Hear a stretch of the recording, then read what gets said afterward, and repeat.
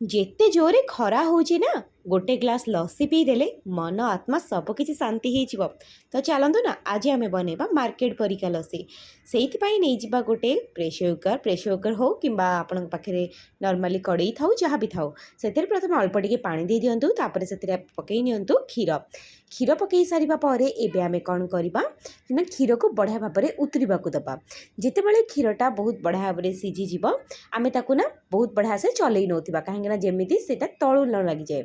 ତାପରେ ଆମେ କ'ଣ କରିବା, ଆଉ ଗୋଟେ କଡ଼େଇ ନେବା। ଗୋଟେ ପଟେ କ୍ଷୀର ବସେଇଛି, ଗୋଟେ ପଟେ କଡ଼େଇ। ଏବେ ବର୍ତ୍ତମାନ ଆମେ ଏଥିରେ ଦେଇଦେବା ଚିନିକୁ ଆମେ କ୍ୟାରମେଲାଇଜ୍ ହେବାକୁ ଦେବା।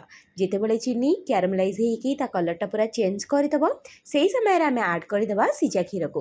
ଯଦି ଆପଣଙ୍କ ପାଖରେ ସିଝା କ୍ଷୀର ଥିବ ତାହେଲେ ଆମେ ଯେଉଁ କ୍ଷୀରଟାକୁ ଗରମ କଲେ ନା, ତ ଏଇ ପ୍ରୋସେସ୍ଟାକୁ ଆପଣମାନେ ସ୍କିପ୍ ବି କରିପାରିବେ।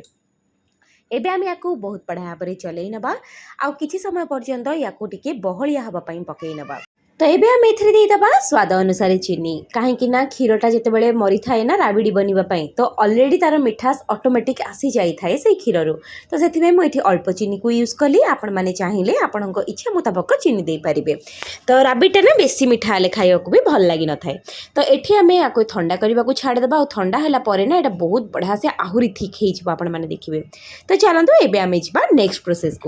ତ ଏଠି ମୁଁ ନେଇଛି ଦହି ଦେଖିପାରୁଥିବେ, ଦହି ପୁରା ଗାଢ଼ା ଦହି ଅଛି। ଆଉ ଏବେ ଆମେ କ'ଣ କରିବା ନା ସେଇ ଦହିକୁ ଦେଇଦେବା ଗୋଟେ ଗ୍ରାଇଣ୍ଡିଙ୍ଗ ଜାର୍ ଭିତରେ ଦେଇ ସାରିବା ପରେ ଏଥିରେ ମୁଁ ପାଣି ବିଲକୁଲ ବି ଆଡ଼୍ କରିବିନି, ବାସ୍ ବରଫର କିଛିଟା ଟୁକୁଡ଼ା ଆଡ଼୍ କରିବି, ଅଳ୍ପ କିଛି ଚିନି ଆଡ଼୍ କରିବି। ଯେହେତୁ ଆମେ ରାବିଡ଼ିରେ ଚିନି ପକାଇଛନ୍ତି, ଏଥିରେ ମୁଁ କମ୍ ଚିନି ପକାଇବି। ତ ଏଠି ମୁଁ ଏଇଭଳିଆ ଭାବରେ ଦହିଟାକୁ ପୁରା ବଢ଼ିଆ ସେ ଗ୍ରାଇଣ୍ଡ କରିନେଲି। ଆଉ ଦହିଟା ଟିକେ ମୋଟା ହେଇକି ଗ୍ରାଇଣ୍ଡ ହେଲେ ନା ବହୁତ ଟେଷ୍ଟି ଲାଗିଥାଏ ପିଇବା ପାଇଁ, ବିଲିଭ୍। ତ ତାପରେ ଆମେ କ'ଣ କରିବା ନା ଗ୍ଲାସ୍କୁ ଅଳ୍ପ ଟିକେ ଆଗ ଡେକୋରେଟ୍ କରିନେବା, ସେ ବି ପୁଣି ରାବିଡ଼ିରେ ଗ୍ଲାସ୍କୁ ଡେକୋରେସନ୍ କରିସାରିବା ପରେ ଏବେ ଆମେ କ'ଣ କରିବା, ଅଳ୍ପ ଟିକେ ରାବିଡ଼ି ଦେଇଦେବା ତଳେ। ତାପରେ ଆମେ ଆଡ଼୍ କରିନେବା ଦହିକୁ ଆଡ଼୍ କରିସାରିବା ପରେ ଏବେ ଆମେ ୟା ଉପରେ ଦେଇଦେବା ରାବିଡ଼ିକୁ ଦେଇସାରିବା ପରେ ଟେଷ୍ଟ ପାଇଁ ମୁଁ ଏଠି ଆଇସ୍କ୍ରିମ୍କୁ ୟୁଜ୍ କରୁଛି। ତ ତାପରେ ଏଥିରେ ମୁଁ ଦେଇଦେବି ଉପରେ କିଛି ବର୍ଣ୍ଣଭିଟା, ଆଉ ତାପରେ କିଛି ନଡ଼ିଆ କୋରାକୁ ବି ଦେଇଦେବି। ବହୁତ ଟେଷ୍ଟି ଲାଗିଥାଏ ଲସିରେ ନଡ଼ିଆ କୋରା ହେଇଗଲେ। ତାପରେ ପୁଣି ଥରେ ତା ଉପରେ ଆଉ ଟିକେ ଡେକୋରେଟିଭ୍ କରିବା ପାଇଁ ମୁଁ ଚେରି ଦେଇଦେଲି, ଆଉ ଟିକେ ବର୍ଣ୍ଣଭିଟା ଦେଇଦେଲି। ତ ଉପରେ କିଛିଟା ଚେରି ସଜେଇକି ମୁଁ ୟାକୁ ଥଣ୍ଡା ସର୍ଭ କରିଦେଲି ଲସି। ଆପଣମାନେ ବି ଏଇଭଳି ଲସି ଘରେ ବନେଇକି ପିଅନ୍ତୁ, ଆଉ ସମସ୍ତଙ୍କୁ ପିଆନ୍ତୁ। ରହିଲି, ନମସ୍କାର, ଜୟ ଜଗନ୍ନାଥ।